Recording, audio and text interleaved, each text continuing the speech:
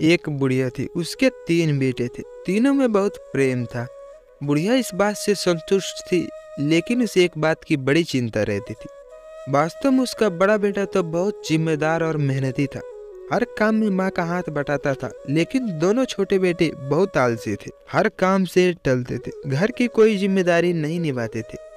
खेत का सारा काम उसका बड़ा बेटा संभालता था और घर का सारा काम बेचारी बुढ़िया को करना पड़ता था।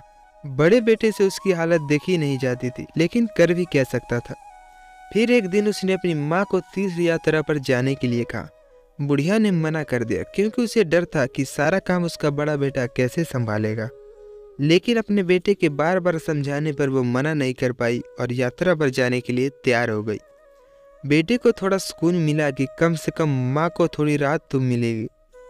अपनी माँ के चले जाने के बाद बड़े बेटे ने थोड़ा और जल्दी उठना शुरू कर दिया। वो पहले घर का काम करता, तीनों के लिए खाना बनाता, फिर खेत में जाता। उसे अपने छोटे भाइयों से बड़ा स्नेह था, इसलिए उनका काम ना करना उसे अखरता नहीं था। माँ की तरह ही उनकी ज़रूरतों का ध्यान रखता, इसी कारण उन्हें माँ की कमी महसूस ही नहीं हुई। 2-4 दिन तो सब ठीक चलता रहा, लेकिन फिर एक दिन अचानक बड़े भाई की तबीयत खराब हो गई। उसे तेज बुखार हो गया था, वो बिस्तर से भी नहीं उठ पा रहा था। उसके हालात देखकर दोनों भाई घबरा गए। वे गैर जिम्मेदार जरूर थे, लेकिन अपने बड़े भाई से बहुत प्रेम करते थे।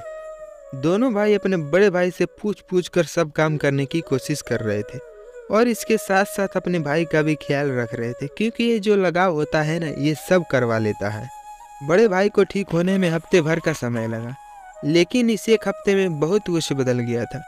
अब दोनों छोटे भाइयों को ये बात अच्छी तरह समझ में आ गई थी कि माँ और बड़े भैया कितना काम करते हैं। दोनों को अपनी गलती का एहसास हो चुका था। अब उनको काम करना अच्छा लगने लगा था। कुछ दिनों बाद जब माँ तीर्थ यात्रा से लौटी तो उनके अंदर आए बदलाव को देखकर बहुत खुश हुई। बड़े बेटे से पूछा तो उसने सारी बात बताई। उसने कहा, माँ जो होता है अच्छे के लिए होता है। अगर मैं बीमार ना होता तो मेरे दोनों छोटे भाई और जिम्मेदार ना बनते। ऐसा कहकर अपने दोनों भाइयों को गले से लगा लेता है। शिक्षा: हमें कभी आलस नहीं करना चाहिए और घर के छोटे से छोटे कामों में हाथ बटाना चाहिए।